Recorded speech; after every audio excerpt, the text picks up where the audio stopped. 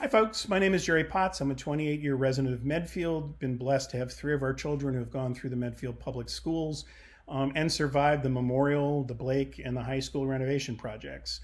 I've also been proud that in almost every meeting that I've attended where there's been an issue on the schools, I've been an enthusiastic supporter, not just voting, but often speaking in support of our schools. So it saddens me to think that there will be a vote later this year that'll be the first one that I am going to have to vote no on. And that's the site selection for a new school, which I totally support, but in perhaps one of the worst areas that we could consider putting it, which is at the current Wheelock location. So what we're going to do is provide you videos that go through what the thinking is. And I've heard from the SBC and Mike Quinlan that the Dale at Dale coalition is somehow spinning, misinformation from some Russian bot. I don't know what the issue is. In all the situations, we've actually pointed to specific documents. What we thought would be more helpful is to actually go through a video, and we're going to do a series of these on the topics, and you can be the judge.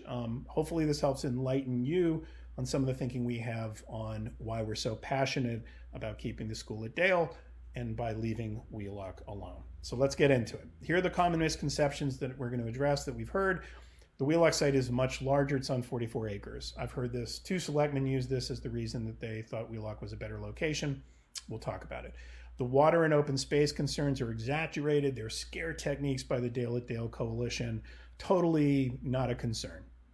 We'll talk about it. Keeping Dale at Dale costs more. Renovation is obviously more expensive. Well, we'll talk about that as well. And Dale Street would need to be a smaller school because the space is so limited. Well, let's get into it. The documents I'm going to use, it's one, district and professional teams response to MSBA, comments on PSR, dated February 8th. I'll reference the page numbers for each of this. This is basically not my document. This is a public document. I encourage you to look at it. You can check your facts against what I'm saying. Okay, let's answer the first two questions. The water and open space, and also the 44 acres. Let's get right into it. The well protection is not something we're manufacturing. This is from page 21 of the document that I just referenced.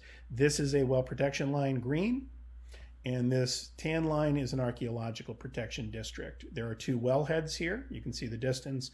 There's also wetlands, wetlands, wetlands. There's wetlands all around here, open fields. This is purposely left open because it is a sensitive area for our water supply.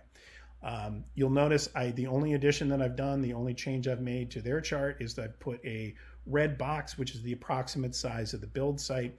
And you can see squarely that the build site is inside the well protection and also the archaeological protection. Now, does this mean we could not build in this location? If this was the only location that we had in the entire town, I would begrudgingly probably have to support it. But we know that isn't the case. And I'll talk about how much more cost is associated with having to build in this location later. But what I can tell you is we have a great option that's already in place that's called Dale Street. So this archaeological, this well protection is very real. The build site is within those. You can be the judge when you look at the well protection and soon our water treatment plant. When you see all of our water resources here, if it's smart to build a large building here, I personally don't think it is. Secondly, the 44 acres. Yes, there is technically 44 acres at this site. This is the black line, the dotted line that follows it. However, the build site is not 44 acres. There are 5 soccer fields that are not going to be touched. There's the entire current Wheelock campus that isn't going to be touched. This is the space we're talking about. So I'm going to drill in a little bit deeper to take a look at comparable size between Dale, current Dale, projected Dale, and this Wheelock location. So if I take the Dale Street school that's being projected, I like that they call it Dale Street, and you look at the Wheelock school and you look at the road over here, I just want you to sort of look at the benchmarks, the landmarks around here so you can get a sense for the size and the scale of this building. There's the existing softball field. You'll see this location over here.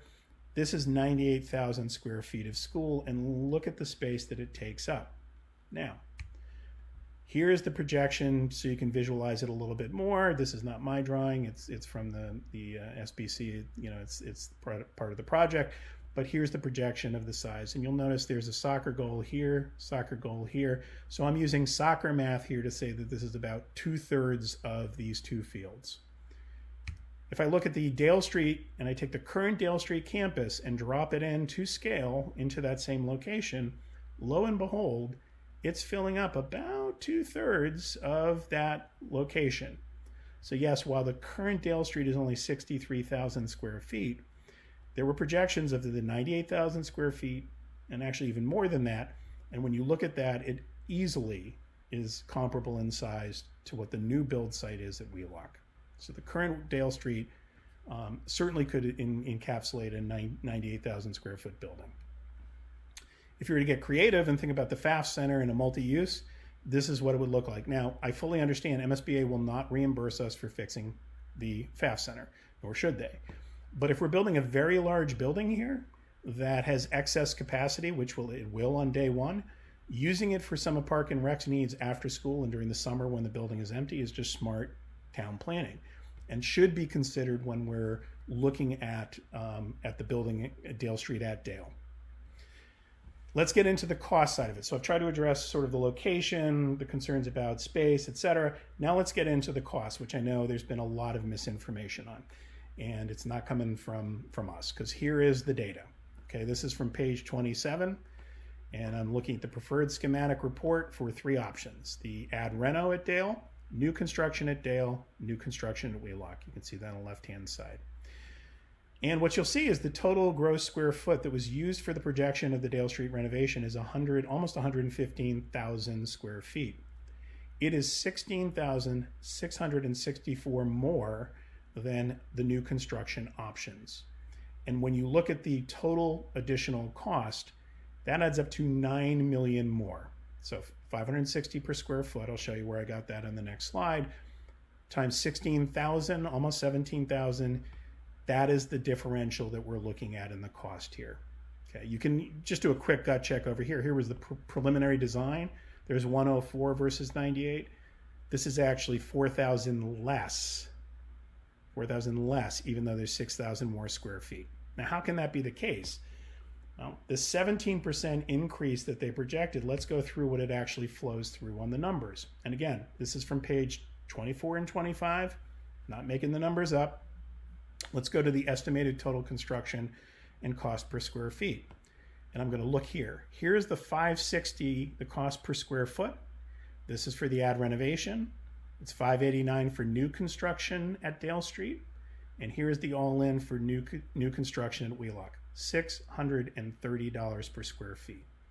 So even by my math, we're looking at $70 more per square foot on the construction cost per square foot. Here's the main driver, cost of site work, almost $10 million in option G, $5.4 million in option B1, the ad renovation. So again, these are just the numbers that they projected. This also includes, by the way, about somewhere between $1 to $2 million between these 2 options at Dale Street for modulars that we don't need to house students during the construction, because we have excess capacity in our schools, about 300 at the Blake Middle School, that could easily take 5th grade at no additional cost. But that being said, you're still looking at a much lower average cost here. So let's flow this through. Just for an exercise to provide an apples to apples comparison, applying the cost per square foot of $560 to a 98,000 square foot building, that would cost us $55 million. So, ladies and gentlemen, you can ask yourself why they chose 115,000 square feet, 17% more. I think they did it for 2 reasons. Number one, to do the shock and awe of dropping a much larger building in the Dale Street location, which takes up certainly a lot more space, but it also adds $9 million more in expenses. It makes the Dale ad reno look much less attractive. And I can't really think of any other reason why you would put such a much larger cost associated with an ad renovation. Now let's get into the facts on the actual site. State statute says the site shall be chosen. It'll meet educational need, maximize the use of available community resources, and minimize any possible adverse educational effect. These are the state statutes used for site selection. And they specifically address such adverse impact shall include new sewers, roads, transportation, water supply, water connections, and other public infrastructure to the site. All of that exists at Wheelock, none of that exists at Dale. It also talks about the idea that the site selected shall be proximate to other facilities such as libraries, museums. This is not my opinion, this is the state statute on this. natural resources, nature study, businesses, which would enhance. Well, let's look at the two sites and you can be the judge. Dale Street has a downtown location, vibrancy and density, you can see this. The red circle is a half-mile radius around the Dale Street School. There are approximately 800 abutters, approximately 58 are businesses. It's estimated that 30 to 40 kids walk to Dale Street every day, and you can see why. There are all of these residential units that are within walking distance within this half mile. Let's look at the Elm Street location for Dale. Low density, lots of open space, and water protection. Here is the circle of a half mile from Wheelock. What do you notice? Lots and lots of green, lots of water. Here's a stream. This was purchased by the town many years ago to preserve our natural resources. And there are only just about half, 408 abutters within this circle. It is a much lower density area. So when we look at net, the Dale Street location, you're looking at walking distance to almost all of the businesses that folks go, the library, Hinkley Pond, all of these are about a 10 to 12 minute walk. If you look at Wheelock, you're looking at between a 26 to 36 minute walk, whichever location. You can pause it and take a look, but that's according to Google for both of those locations. So in summary, when you recap these common misconceptions, both locations will give an excellent school for our children, but one does it with a much greater negative impact to our town. So when you hear that the Wheelock site is much larger, the actual build site is much smaller actually than the 44 acres, and it's comparable to the current Dale Street. Both can fit a 98,000 square foot building. The water and open space concerns are exaggerated. I showed you a couple of slides that showed exactly where it's placed in the well protection area, all of the surrounding green. You can be the judge, but we believe they're very real and that the location presents a much greater cost and risk than you're being presented. Keeping Dale at Dale Street costs more. I think I went through it. The cost projections for Dale were based on 16,000 more square feet. The total cost for Wheelock, if you were to look at the average cost per square foot, the total costs, including what we're going to do with Dale, are much greater. And this is just fact. And finally, Dale Street would need to be a smaller school because the space is so limited.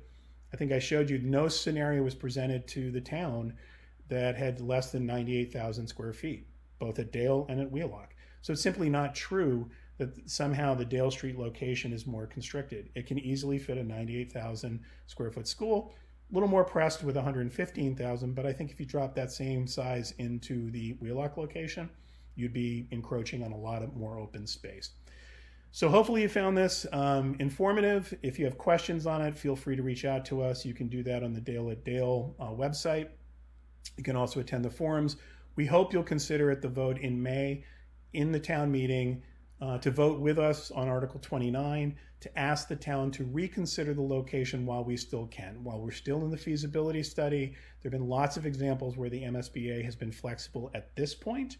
We feel much less confident if the vote fails in the fall that they would allow us to make a change to it. We probably would have to wait 18 months to 2 years, maybe longer, to get back in the program. But right now, we believe is still an opportunity for us to go to the MSBA and make the right choice, which we believe is Dale at Dale.